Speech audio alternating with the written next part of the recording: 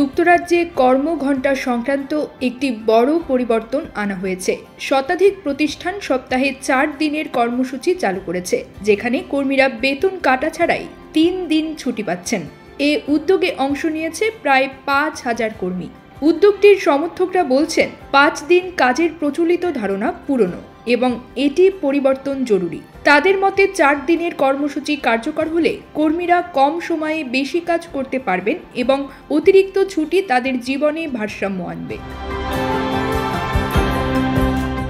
4 day week ফাউন্ডেশনের প্রচারণা পরিচালক জো রাইল বলেছেন, ইতোমধ্যেই শতাধিক ব্রিটিশ প্রতিষ্ঠান এবং একটি স্থানীয় কাউন্সিলে ৪ দিনের কর্মসূচি চালু হয়েছে। এতে কোনো পক্ষ ক্ষতিগ্রস্ত হয়নি, বরং কর্মীদের হাতে ৫০% বেশি অবসর সময় থাকায় তারা আরও সুখী ও পরিপূর্ণ জীবনযাপন করছেন।